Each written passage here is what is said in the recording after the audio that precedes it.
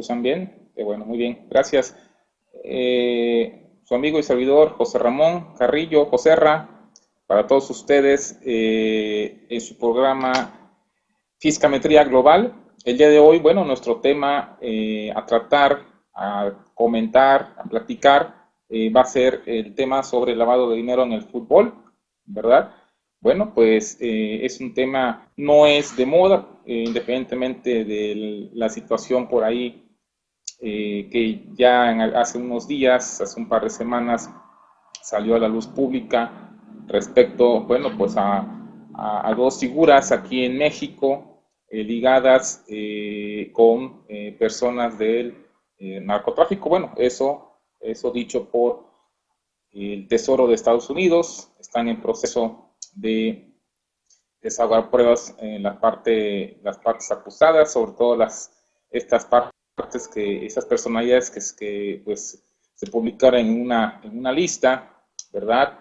Esa lista que comúnmente se le denomina OFAC, o se denomina OFAC, ya en español, la Oficina de Control de Activos Extranjeros de Estados Unidos, para sus siglas ¿no?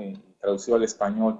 ¿Qué es la OFAC? Bueno, pues a grandes rasgos, la OFAC es una oficina del Departamento del Tesoro de los Estados Unidos de Norteamérica, ¿verdad?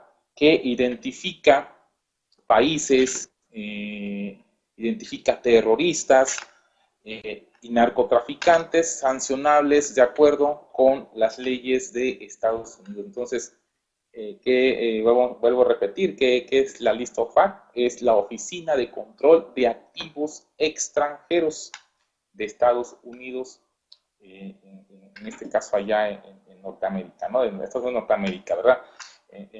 Entonces, hay que tomar aquí en cuenta, bueno, que prácticamente esta oficina de control de activos, prácticamente, bueno, va dirigida a los capitales, a los bienes, ¿verdad? De extranjeros que están en Estados Unidos. Y bueno, pues, como ya todos saben, este tema de Rafael Márquez, futbolista mexicano, un futbolista de talla internacional, ¿verdad? Capitán de la selección mexicana, bueno, pues se vio inmiscuido en esta lista emitida por el Departamento del Tesoro, ¿verdad? También esta lista, comúnmente denominada lista Clinton, ¿verdad? Esta lista, o esta definición, perdón, fue tomada en su momento por blanqueo internacional de capitales, ¿verdad? Entonces, bueno, pues fue en ese periodo en que se creó esta oficina, para lo cual, bueno, pues ya está en total funcionamiento, pero sobre todo toda una serie ahí de personalidades, tanto conocidos como no conocidos, y desafortunadamente, bueno, para el capitán de la selección y para un cantante por ahí de música grupera, ¿verdad? Bueno, pues les tocó estar publicados en esta lista, y particularmente, hay que aclararlo, no porque ellos estén dentro de esta, como tales, ¿no? Como algún narcotraficante como tal, simplemente por el hecho de haber realizado operaciones con un narcotraficante, ¿verdad? Que está ya detenido, ya detenido, y que obviamente dentro de sus operaciones, de sus múltiples empresas que se crearon, bueno, estas personalidades figuran en esas operaciones, ¿verdad? Digo, independientemente de lo que vaya saliendo en el transcurso de los días, semanas, y más que salga respecto a estas personas. Eh, También dentro de esta lista, ¿verdad? Están incluidas, lo que comentaban precisamente, las personas que contraten o presten ayuda financiera o colaboración con quienes están en estas listas de la OFAC. El caso particular de Rafael Márquez y de este cantante de música grupera, corren el mismo riesgo de ser tratados como narcotraficantes, criminales internacionales o terroristas en su defecto o en su caso, ¿verdad? Muy bien. Bueno, saludamos a todos los que nos están aquí también saludando vía chat. Saludos, Julio, de Chiapas, un saludo, ¿verdad? Un saludo hasta Veracruz. Eh, Muchas gracias por estar aquí en esta sintonía en este programa del día de hoy. Y bueno, pues continuando, bueno, de lo que es un poquito la lista of fact, ¿verdad?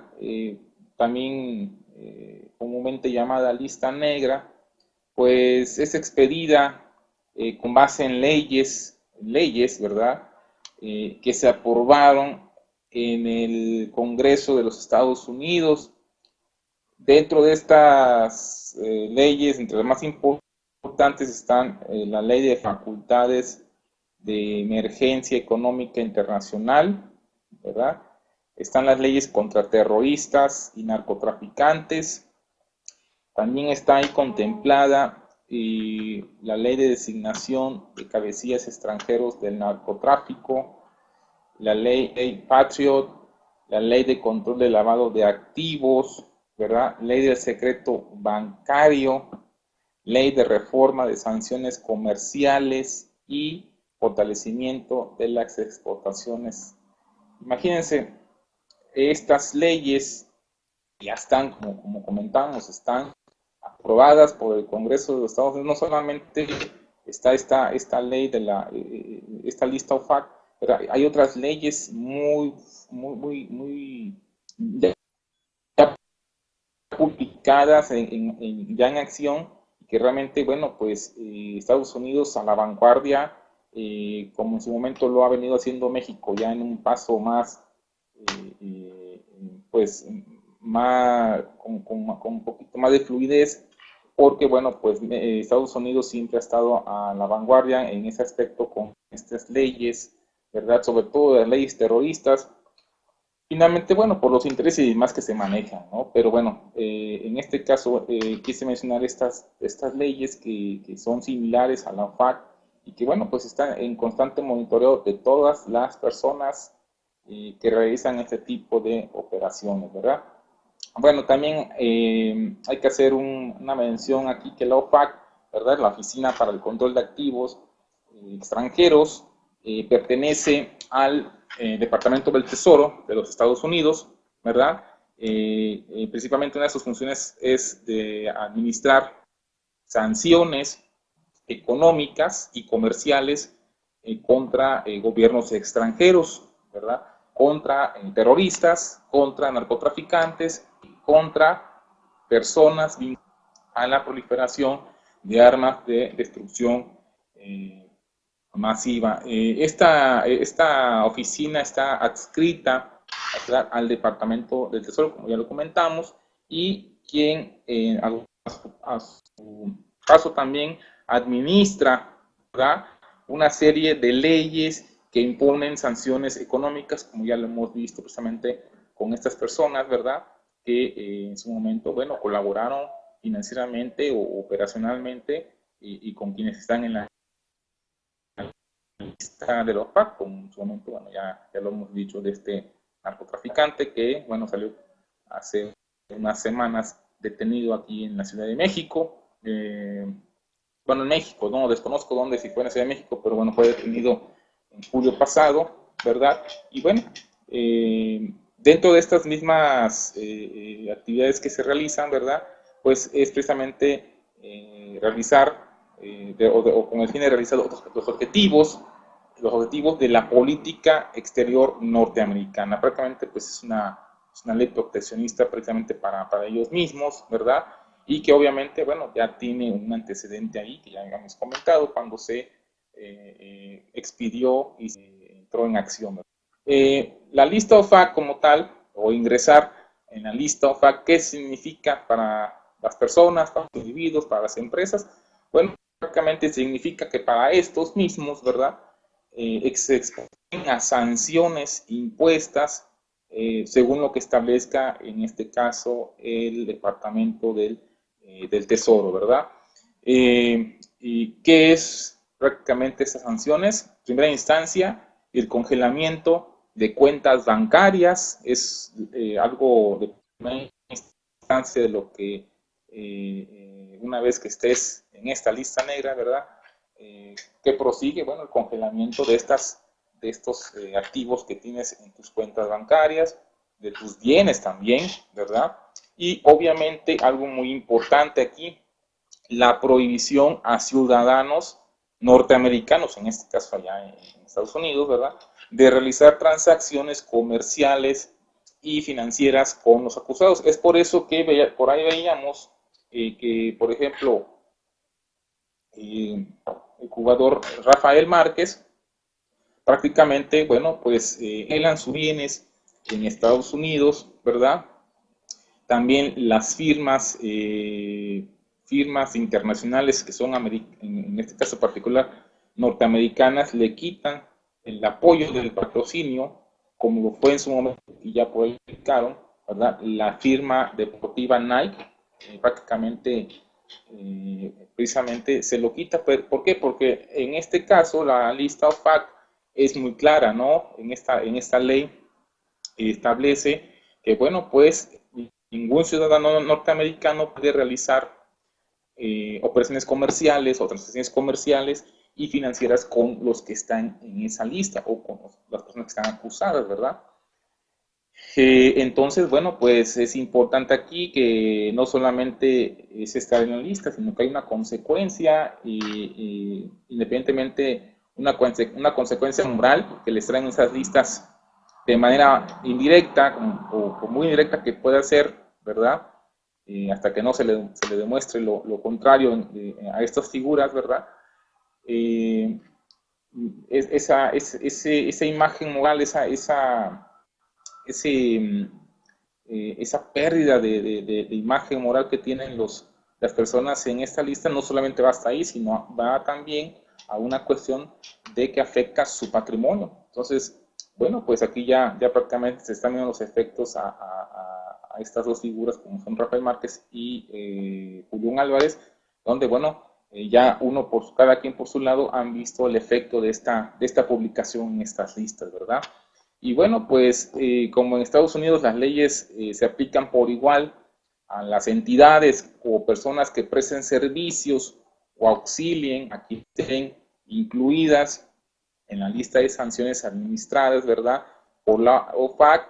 Bueno, pues esa es una consecuencia, pero sobre todo es importante mencionar aquí que estas sanciones son de carácter penal, ¿sí?, y de índole administrativa. Es aquí donde, bueno, pues el futbolista como tal tendrá que maniobrar su grupo de abogados y demás, precisamente maniobrar ¿para qué? Para evitar esta situación de carácter penal y obviamente convertirla en una situación administrativa. Pero eso es muy importante, estas sanciones de la OFAC, y luego por ahí preguntaban qué efecto tiene esto.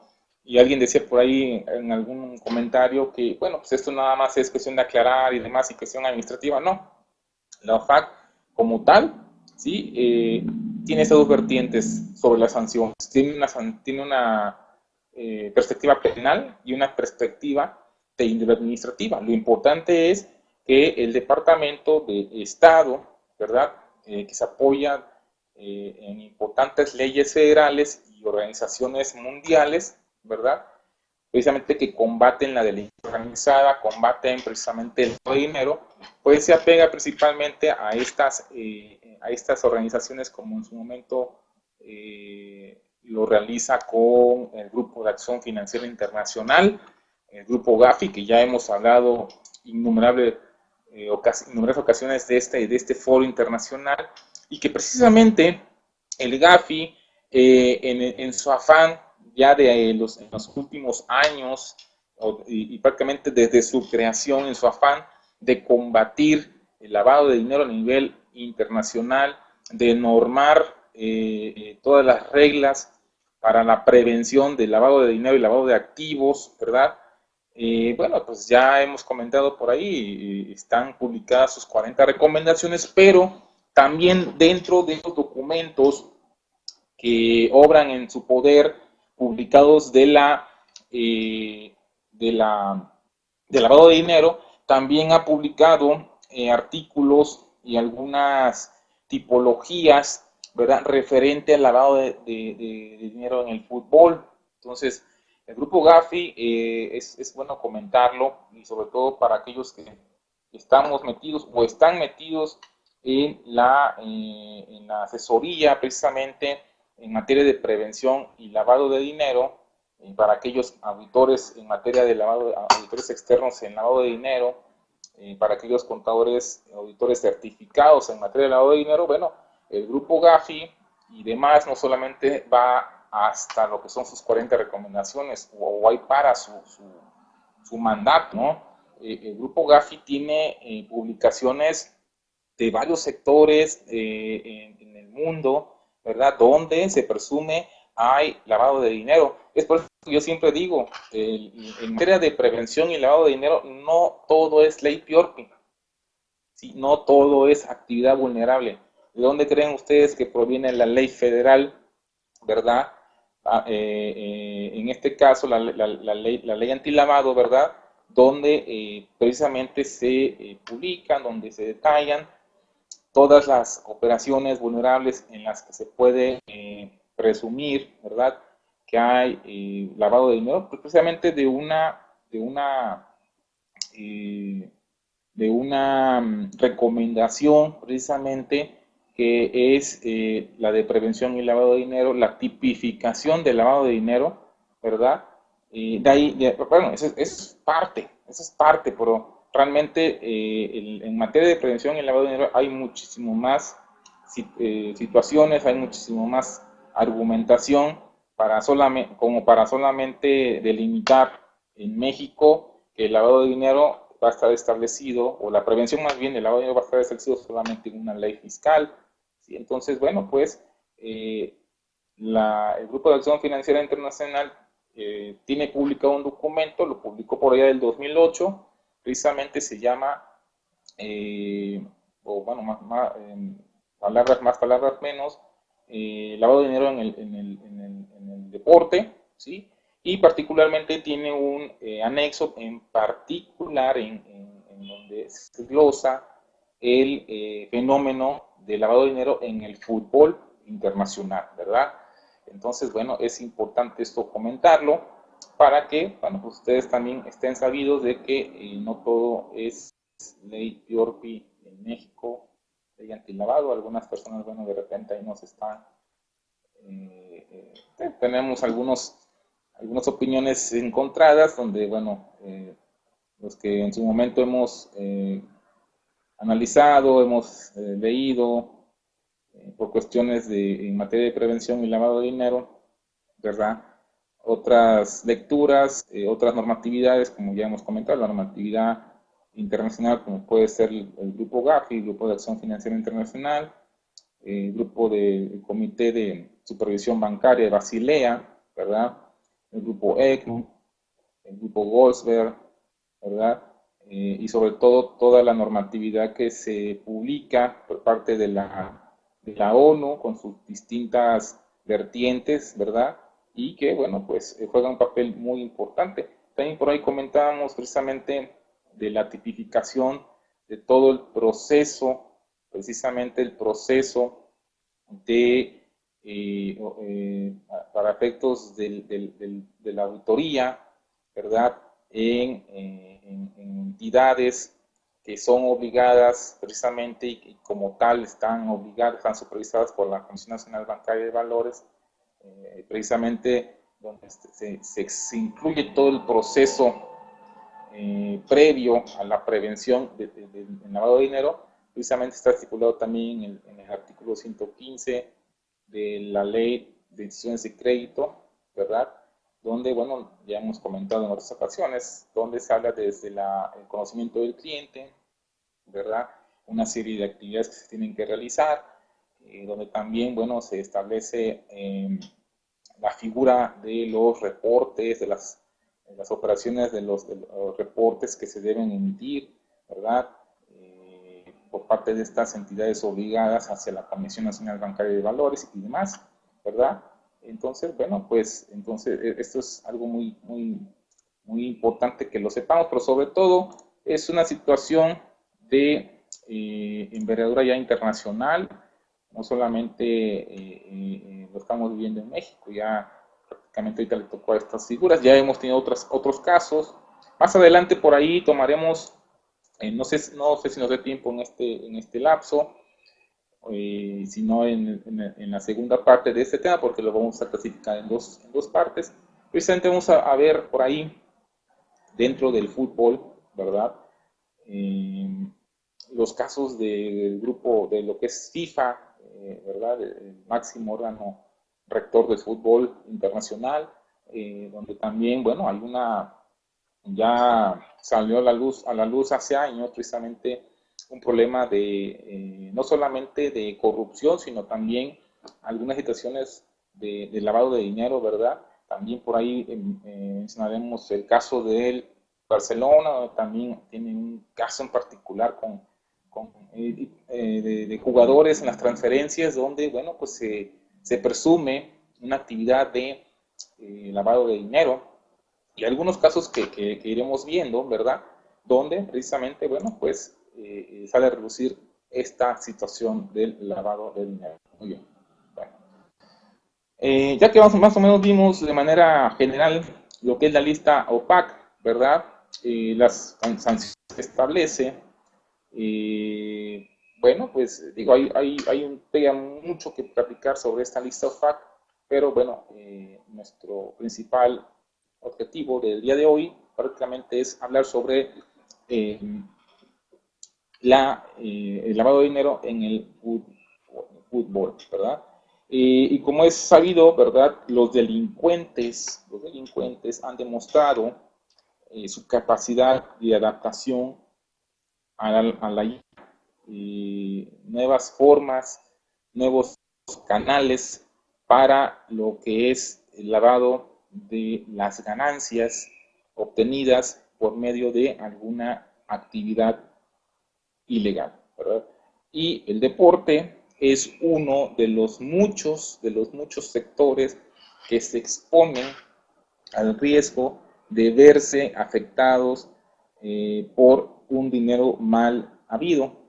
Debido a la creciente importancia del deporte en materia económica durante prácticamente las últimas décadas, el dinero gradualmente comenzó a ejercer una fuerte influencia, ¿sí?, sobre el mundo de los deportes.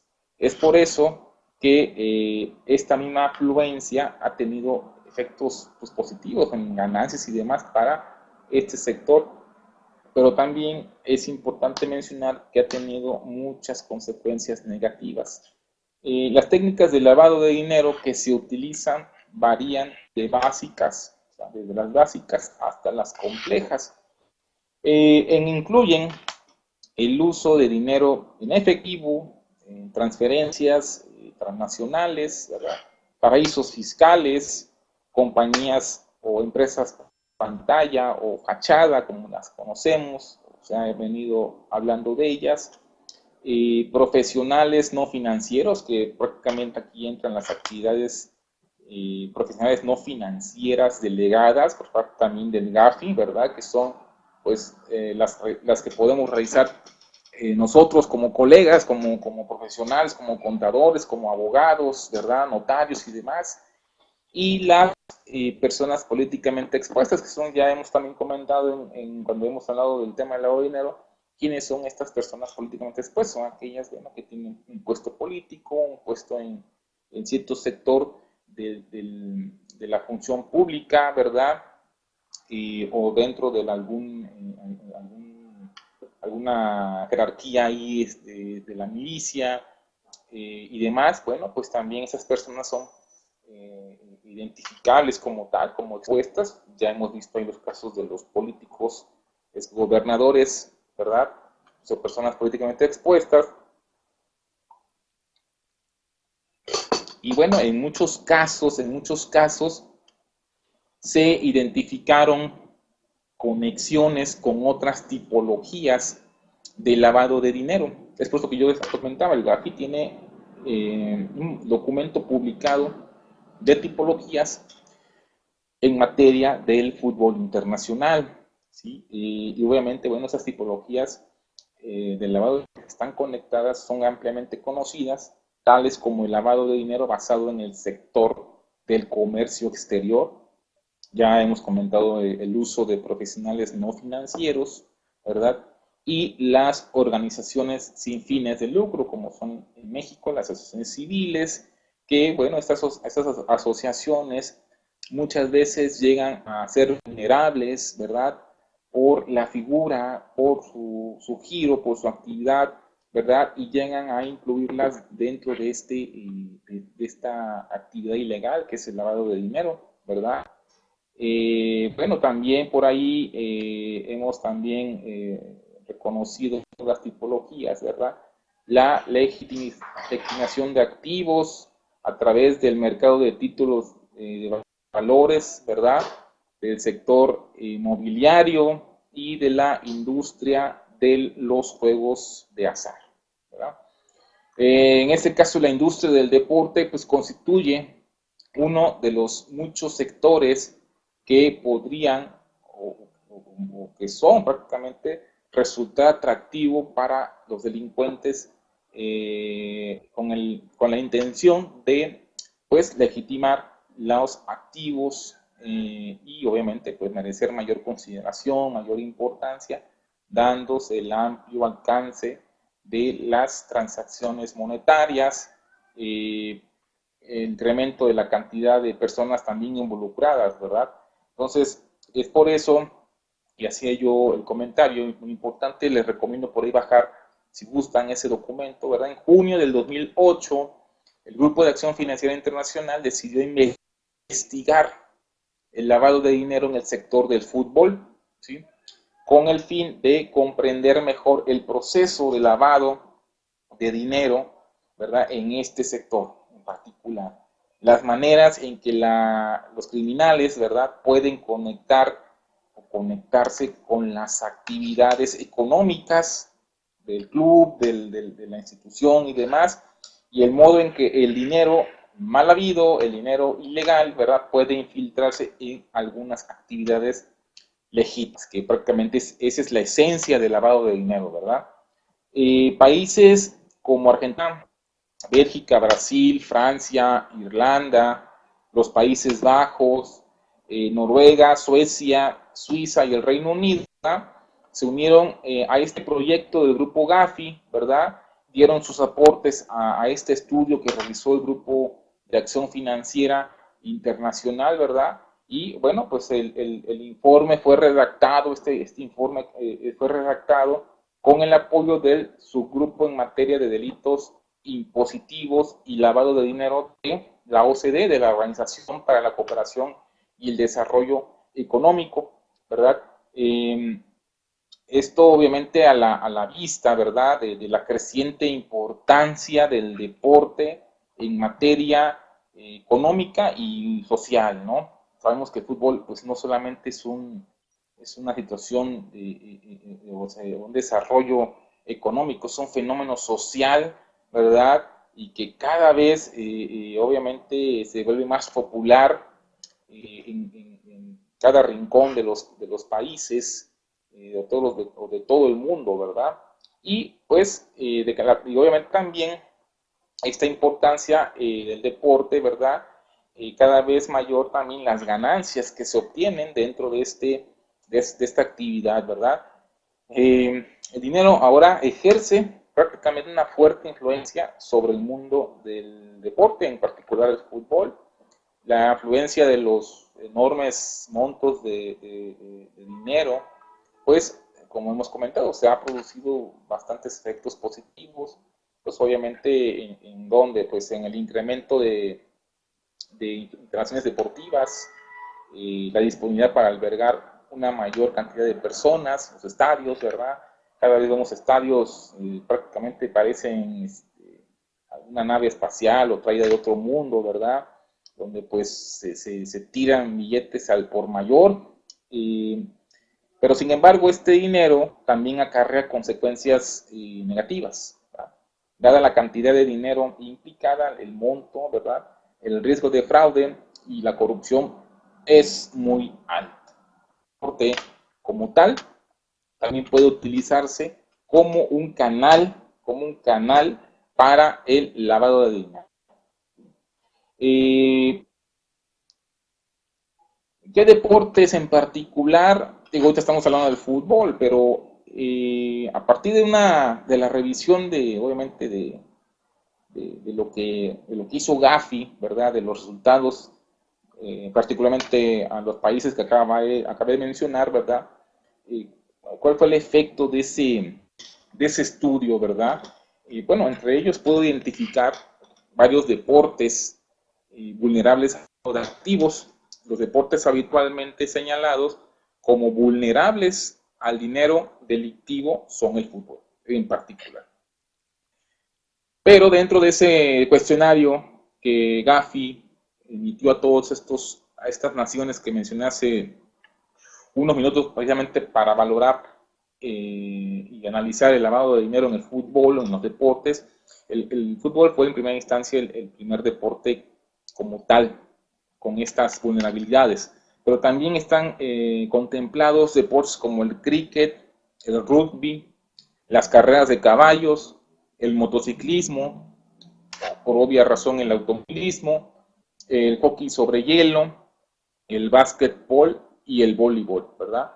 Al igual que cualquier actividad comercial, los delincuentes pueden hacer uso del deporte para legitimizar,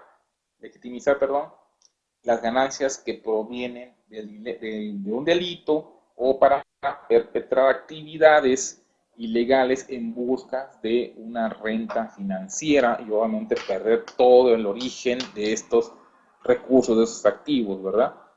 A diferencia de otros negocios, no siempre el carácter de reditable de la en sí lo que hace que el deporte resulte tan atractivo para los delincuentes, ¿verdad? Entonces, pues esto es un estudio que realizó por ahí Gafi precisamente para verificar, para ver cuáles eran los deportes con mayores vulnerabilidades, ¿verdad? A lo que era el lavado de dinero, ¿verdad? Muy bien. Vamos a ver por aquí quién nos está escuchando, quién nos está viendo por ahí. A ver, me dicen aquí un comentario. Vamos a leerlo. ¿Qué podemos hacer para no caer en problemas? ¿Hay alguna forma de blindarse? Y sin saberlo, puedes caer como socio de alguna empresa sospechosa. Sí, por supuesto, Veracruz Unido, un saludo. Bueno, mira, en primera instancia, pues por ahí existe ya un procedimiento, bueno, ya existe el procedimiento ahí en alguna normatividad, depende del sector en el que estés, ¿verdad? Pero en primera instancia, lo que se recomienda aquí, en el caso precisamente como dice aquí nuestro socio Mafinet Veracruz Unido, ¿verdad? Pues cuando te proponen en algún momento ser socio de una compañía, ¿verdad? Pues en primera instancia lo importante es ver quién es tu socio. Ahí es donde entra particularmente la primera etapa que se llama el conocimiento del cliente, ¿verdad? Y dentro del conocimiento del cliente, bueno, pues se hace una serie de procedimientos precisamente para conocer, en primera instancia, su figura moral de esta persona, ¿verdad? El origen de los recursos, si provienen de alguna actividad como tal legal o si sospechamos de repente que podría provenir de alguna actividad ilegal.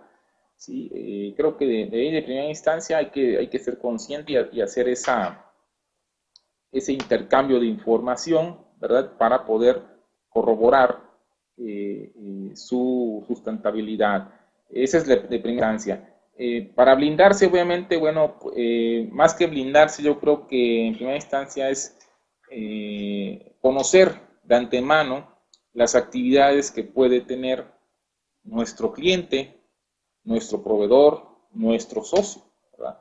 El caso de estas dos figuras que comentaba al principio de la charla, precisamente, digo, hasta que, digo, no desechando lo que más adelante pudiera suceder, pero lo que al parecer sucedió aquí fue que, pues, una de estas personas pues, tuvo un contacto comercial con las empresas fachada o las empresas que estaban ligadas a este narcotraficante y por consiguiente, bueno, ya te hace de una manera indirecta, pues partícipe de estas actividades, aún tú sin saberlo, ¿no? Entonces, el caso aquí de lo que comentas es, en primera instancia, digo, a veces por mucho que quieras investigar a tu cliente y demás, pues puede aparentar con toda normalidad su empresa, sus operaciones y demás, pero bueno, en el caso particularmente de como socio de alguna empresa sospechosa, bueno, pues lo recomendable es hacer esa debida diligencia que establece la misma GAFI, el que establece también el mismo Comité de Supervisión Bancaria de Basilea, que es lo que hacen los bancos precisamente actualmente, ¿verdad? La debida diligencia del cliente, donde, bueno, se arma un expediente del cliente, se arma un perfil transaccional de ese cliente, ¿verdad? Se le pide información, el cara a cara, donde, bueno, se hace la entrevista, donde precisamente hay algunas series de actividades, ¿verdad? De hecho, por ahí, no sé si si ya lo tuvimos aquí, si no, y de todas maneras lo programamos para dentro de unas semanas. Por ahí dimos un programa, y haciendo alusión a lo que comentaba aquí nuestro amigo de Veracruz, ¿verdad? Por ahí tuvimos un programa donde precisamente hablaba un servidor de la forma en que precisamente tú puedes, ¿verdad? Identificar algunas actividades o algunas situaciones donde donde tú sospeches que el cliente pueda estar en algunas situaciones con alguna actividad sospechosa, ¿verdad? Fíjense, dimos hace tiempo una charla precisamente donde analizábamos el comportamiento inusual del cliente al contratar productos o servicios, ¿verdad? Y por ahí comentábamos dentro de las diferentes comportamientos inusuales del cliente, ¿verdad? Precisamente comentábamos que en primera instancia se proporcionan datos e identificaciones que resultan inexistentes, ¿verdad? Modifican frecuentemente a los beneficiarios, modifican sus datos de identificación frecuente, presentan constantes cambios de domicilio o no se localizan en los que han manifestado. Muestran disgusto o nerviosismo al aplicarle las políticas de identificación y conocimiento del cliente, que es el que te comentaba, ¿verdad? Donde se niegan a proporcionar la información requerida, pretenden sobornar en algún momento al empleado con la finalidad de que acepte información incompleta, que presente información presuntamente falsa, ¿verdad? Traen por escrito sus respuestas también cuando en una ocasión hay un intercambio de información, evitan el contacto directo con el personal, varias y más, ¿verdad?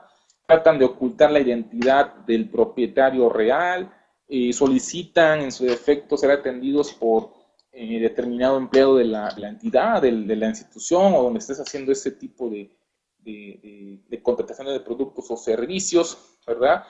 Y obviamente también dentro de estos comportamientos, este es un documento precisamente un documento, de hecho, digo, hace unas semanas, hace unos meses, dimos una charla y precisamente comentábamos esto. De hecho, lo pueden encontrar como actividades sospechosas el grupo emitidas por el SAT. De hecho, es un documento emitido por el SAT. En particular no por el SAT, por las unidades de inteligencia financiera, WIF. En este caso fue un documento emitido por la WIF y precisamente, bueno, hace alusión a esto que comentábamos, mi estimado Veracruz Unido, no tengo aquí tu nombre, pero bueno, te mando un saludo. Y bueno, pues continuando con nuestro tema de lo que es el lavado de dinero en el fútbol, bueno, comentamos precisamente esta creciente, ¿verdad?, en el deporte en materia económica y social, ¿verdad? Y bueno, también comenté que no es en el fútbol en particular, sino en el deporte, pero ya el grupo Gafi dentro de su estudio puso en primer lugar el fútbol, ¿verdad? Y posiblemente los deportes que ya comentábamos hace un momento, ¿verdad? Es un hecho que los deportes que podrían ser vulnerables a problemas de legitimización de activos son los grandes deportes como el fútbol, como a nivel mundial, como el cricket, el básquetbol, el hockey sobre hielo y demás. Los deportes como el nuevo boxeo, el kickboxing y lucha, deportes tradicionalmente vinculados con el entorno delictivo debido a la relación entre el delito y la violencia. Eso es un estudio que se ha hecho y se ha vinculado precisamente por eso como deportes que son vulnerables, ¿verdad? Porque pues son deportes que obviamente están relacionados con el delito y la violencia, como son el box y demás, ¿no? Así también como los deportes de alto valor, como son, bueno, carreras de caballos y de automóviles. ¿Por qué de alto valor? Porque no solamente las grandes ganancias que se llevan a cabo, sino lo que realmente se requiere una infraestructura, por lo menos materia prima, para generar esos recursos, pues sabemos lo que las carreras de caballos, pues no agarran un caballo ahí que te encuentras en el monte o pues allá por la loma, ¿verdad? Son caballos totalmente trabajados, son de crianza muy selectiva, eh, esos que le llaman cuartos de milla y demás. Igual el automovilismo, realmente se requiere de una infraestructura para entrar a este tipo de deportes, pero bueno, también generan amplísimas ganancias, ¿verdad?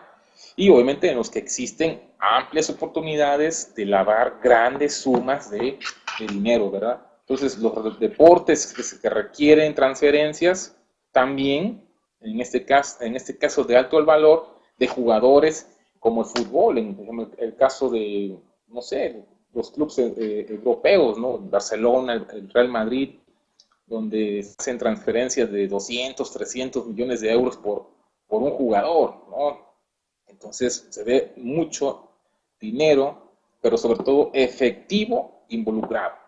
Es mucho dinero, pero sobre todo efectivo, mucho efectivo involucrado. Y obviamente eso es lo que ofrece a los delincuentes la oportunidad de convertir el dinero en efectivo en otro tipo de activos que no serán disponibles o no son disponibles, o de cambiar billetes de baja denominación por otros de alta denominación. Esa es otra forma muy básica, precisamente en las apuestas, en los caballos, en el box, precisamente en el automovilismo, ¿verdad?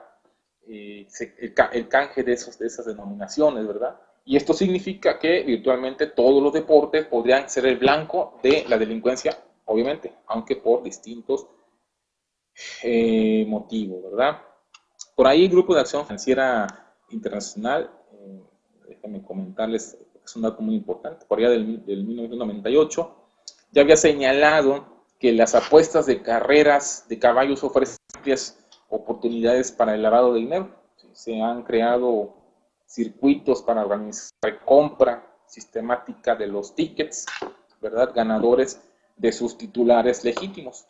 Además, las personas pueden apostar con dinero para blanquearlo. De hecho, hay un documento en particular precisamente de esto, del Grupo de Acción Financiera Internacional, ¿verdad?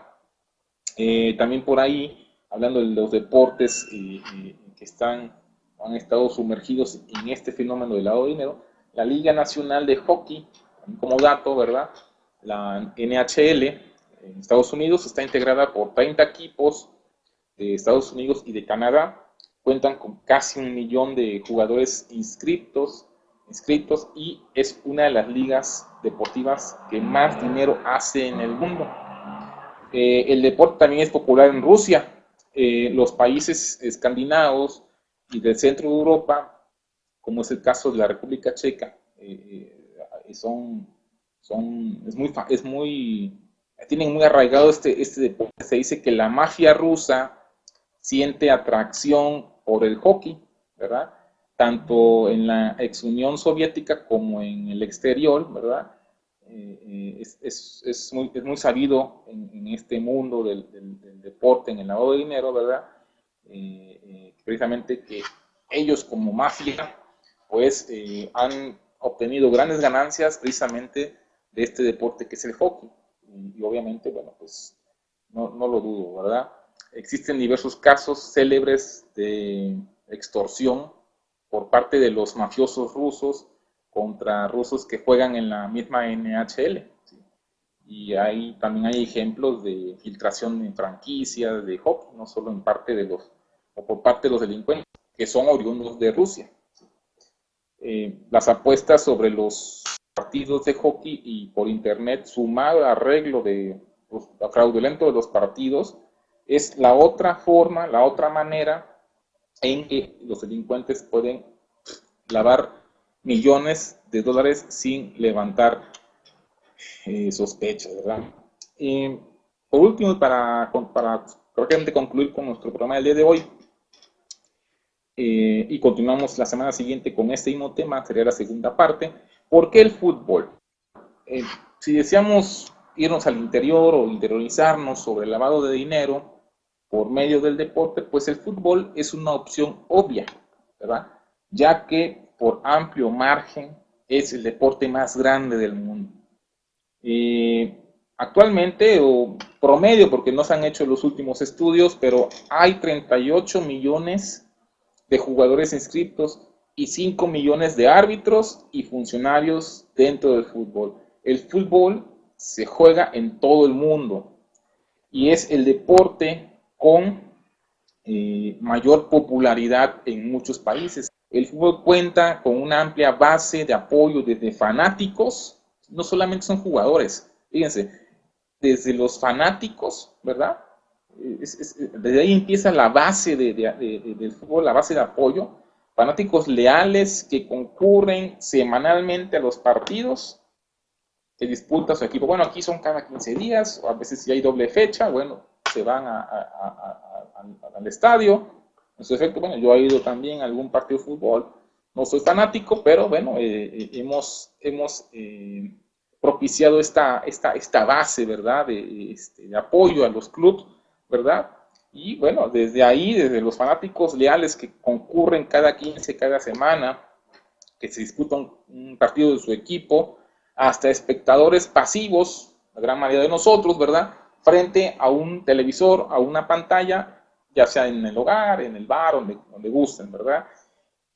Por ahí hay un dato que es que la Copa, o la final de la Copa del Mundo del 2006, de FIFA, en este caso, congregó poco más de, fíjense, 1.000 millones de espectadores, o sea, prácticamente el 14-15% de la población mundial, ¿no?